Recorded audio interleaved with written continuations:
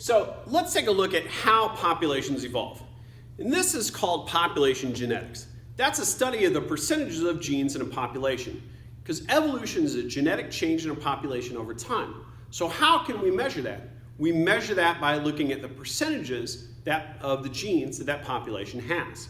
And so what we look at is a gene pool. And this is a total of all the genes of all the individuals in a population. And that is actually looked at in terms of gene frequencies, which is a percentage of the total. All right?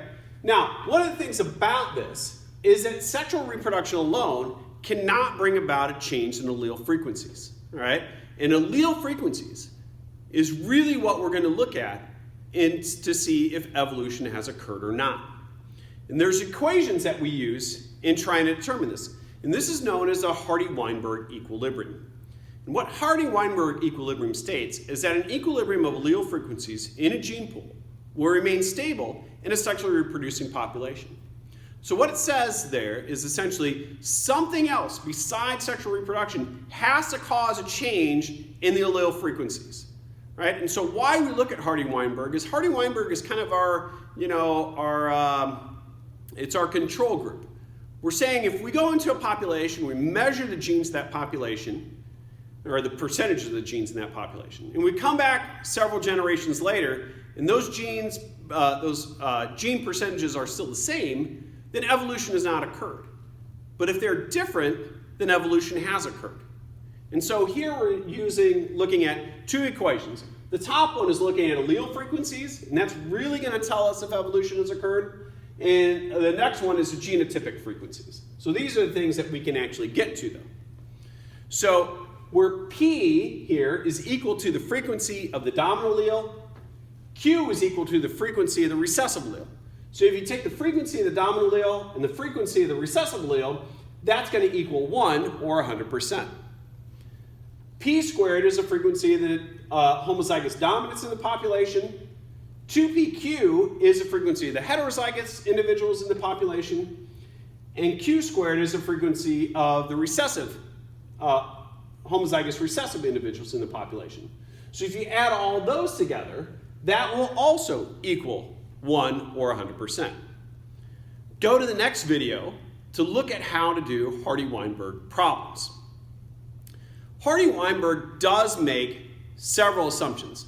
So what we're saying here is that evolution isn't occurring. So if evolution is not occurring, then there are a few assumptions that we're making. One is that there are no mutations occurring. Because if there was a mutation, that's going to add new alleles into that population. And so if that population was 50-50 before, and we got a new allele in there, now it's 50, 49, and 1. That's a change in allele frequencies. So that's not occurring if Hardy-Weinberg is to be met. Next is no gene flow.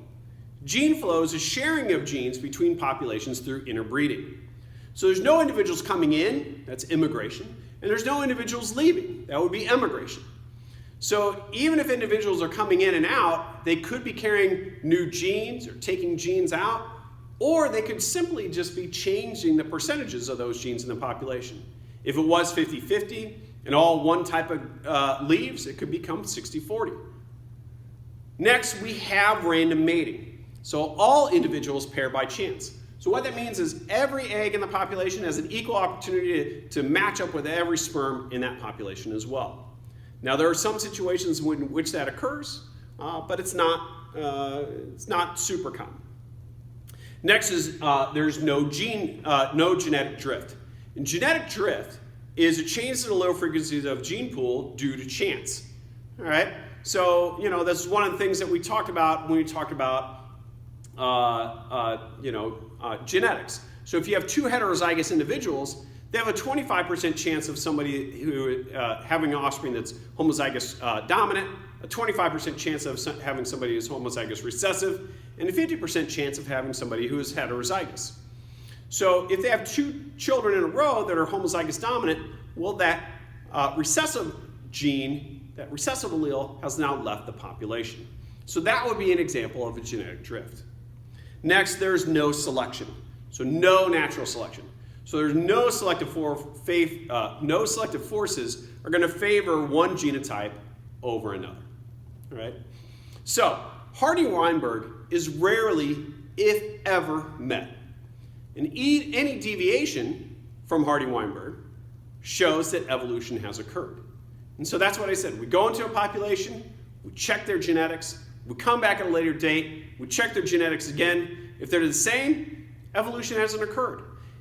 If they are different, those frequencies have changed, then evolution has occurred.